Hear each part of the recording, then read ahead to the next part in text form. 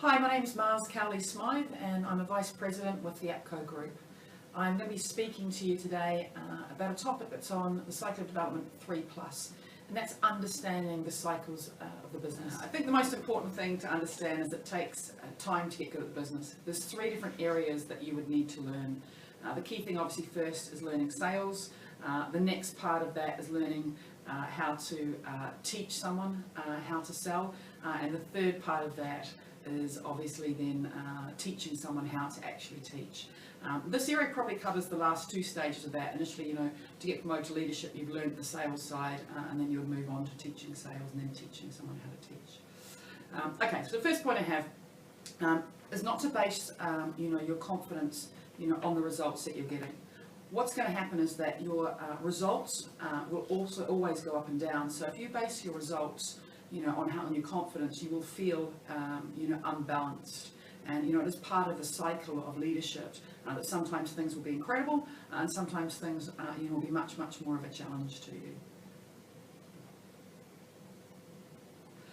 So what you need to do is you need to base your confidence on your strengths.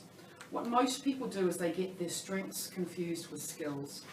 A strength is something that you would have, something that you're born with, a core character, a core value about yourself.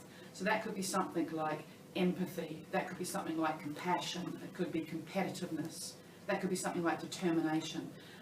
And that is a strength. And you've got to remind yourself when you're going through a challenge what your strengths are. What a lot of people do is they look at their skill set and go, well, I'm not very good at retraining, I'm not very good at developing somebody.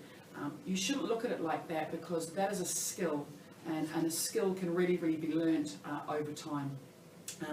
And if you think about it, you wouldn't be born with the skill of being able to retrain. Given enough time and practice, anybody can learn how to retrain, and that is one of the cycles, of going, through the business as well.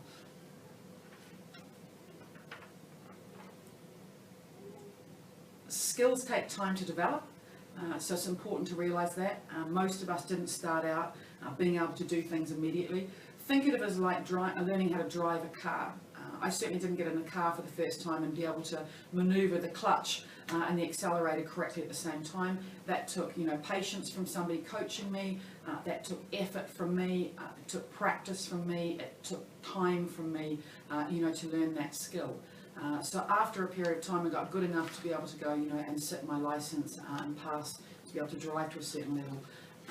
Being on the cycle of development is the same thing. It will take you time to increase those skill levels, and what a lot of people do is they get too frustrated because they base it on results for that reason, as I've already said. So what's going to happen to you is you're going to end up in a situation where the cycle will be that you go up to 10 guys, you will automatically drop back to 6 guys. You'll go up again, to 12 guys. You'll come back to 8 guys. And just understand that is a cycle, that what will happen in that development through to crew leadership onto stage 4, that's a process that you need to go through. That process, though, is going to involve challenges. It's going to involve some ups. Those up times are going to be, extremely easy. And you're going to love it, and you're going to think you're the king of the world and everything's going to be beautiful. There's also going to be times, though, where there's going to be some challenges. And I want to give you a couple of tips on some things to do, when you're coming up against those challenges, because that's the important part of the process. How you react to the challenges will determine your success. When it's easy, you don't feel challenged, you're just enjoying the ride. So how you react to that challenge will be vital.